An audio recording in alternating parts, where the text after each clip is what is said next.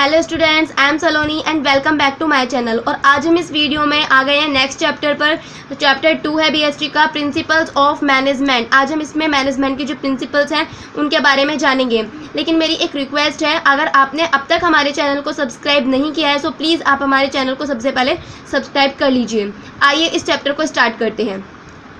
Principal of management, concept and significance. कि principal of management का concept क्या है, एक्चुअल में जो मैनेजमेंट के जो प्रिंसिपल्स हैं वो एक्चुअल में क्या है और वो क्यों ज़रूरी है, उनका significance. So principle of management are broad and general guidelines for decision making and behaviour of managers.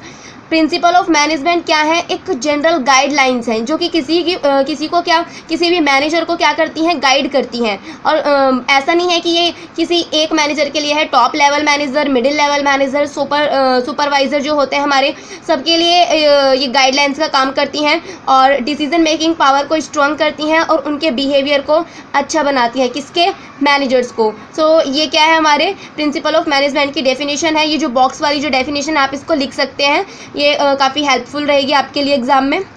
और यहाँ पर हमारे पास कुछ और भी डेफिनेशंस हैं प्रिंसिपल्स ऑफ मैनेजमेंट की। GR, according to GR Terry, according to Edwin B Flippo, according to Koontz and O'Donnell. आपको जो डेफिनेशन सही लगे आप अपने अकॉर्डिंग लिख सकते हैं, ये काफ़ी हेल्पफुल रहेंगी आपके लिए एग्जाम्स में। ओके, नाउ अब हम आते हैं features and nature of principal of management. कि प्रिंसिपल ऑफ मैनेजमेंट के फीचर्स क्या हैं।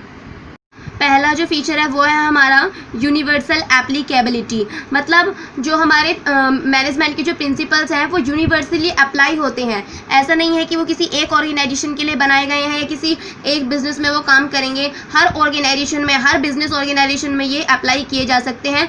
और बिजनेस चाहे हमारा बिजनेस हो या नॉन बिजनेस हो, एनजीओ जिसको कह सकते हैं हम, यहाँ तक कि हमारे घर में भी किसी भी इंडस्ट्रियल यूनिट में इनको अप्लाई किया जा सकता है। और गवर्नमेंट ऑफिस में, प्ले ग्राउंड में, एग्रीकल्चर फार्म में, आर्मी में, हर जगह इनको अप्लाई किया जा सकता है। तो ये इनकी पहली कैरेक्टरिस्टिक है, दैट इज यूनिवर्सल एप्लीकेबिलिटी। और जो इसकी दूसरी कैरेक्टरिस्टिक है, दूसरा फीचर है इसका जनरल गाइडलाइंस। ये एक्चुअल में क्या है, एक जनरल गाइडलाइंस है। ये प्रिंसिपल जो है हमारे मैनेजमेंट के, ये फिजिक्स या केमिस्ट्री या जो साइंस है हमारी, उसकी तरह कोई ऐसे प्रिंसिपल नहीं है जो किसी सच को, ट्रुथ को एक्सप्लेन करें। ये जनरल गाइडलाइंस है जो कि हमारे जो मैनेजमेंट के जो मैनेजर्स हैं उनको क्या करती है, गाइड करती है। ठीक है, ये कोई अप्लाइड, मतलब स्ट्रिक्टली अप्लाइड नहीं होते, हम इनको अपनी अकॉर्डिंगली चेंज कर सकते हैं, सिचुएशन के अकॉर्डिंग चेंज कर सकते हैं। ये क्या है, एक जनरल गाइडलाइंस है जो मैनेजर्स को क्या करती हैं, गाइड करती हैं। नेक्स्ट है हमारा formed by practice and experimentation. जो मैनेजमेंट की जो प्रिंसिपल्स है वो ऐसा नहीं है कि वो एक ही रात में या एक ही दिन में वो बन गए हों।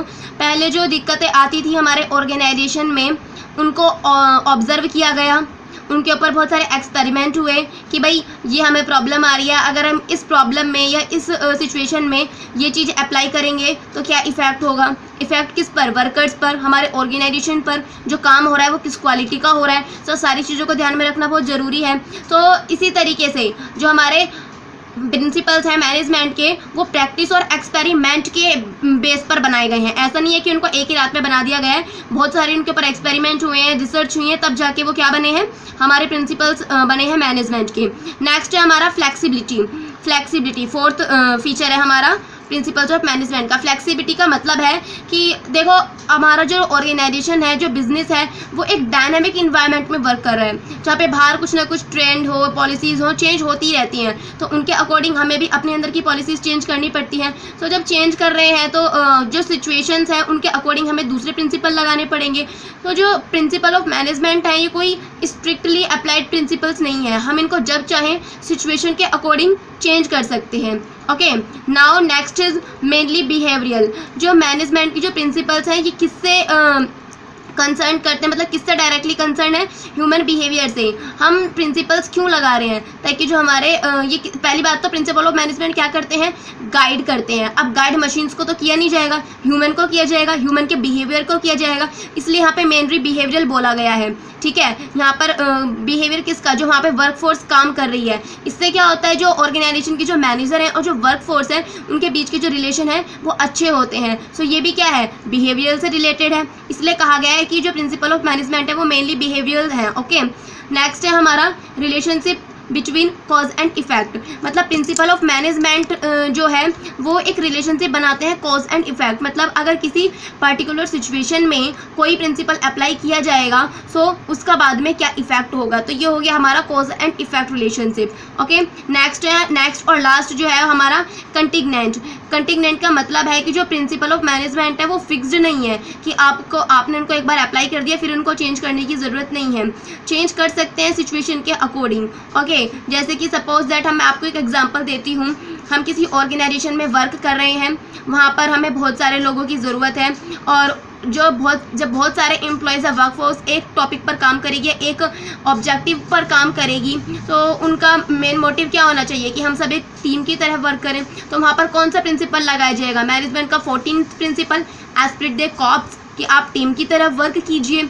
लेकिन अगर कोई ऐसा ऑर्गेनाइजेशन है या कोई ऐसी पर्टिकुलर जॉब है कि कोई इंडिविजुअल पर्सन उसको आसानी से कर सकता है, वहाँ पर ग्रुप में काम करने की ज़रूरत नहीं है, तो वहाँ पर हम इस प्रिंसिपल को नहीं लगाएंगे। सो हम अपने अकॉर्डिंग क्या कर सकते हैं? चेंज कर सकते हैं। सो आई होप स्टूडेंट्स आपको ये टॉपिक समझ में आ गया होगा, फीचर्स ऑफ मैनेजमेंट। फिर भी अगर आपको कोई प्रॉब्लम आती है तो आप हमें कमेंट बॉक्स में कमेंट कर सकते हैं और हमें फीडबैक जरूर दें। और अगर आपको ये वीडियो पसंद आया हो तो लाइक करें और हमारे चैनल को सब्सक्राइब करना ना भूलें। फिर मिलेंगे एक नेक्स्ट वीडियो में। थैंक्स।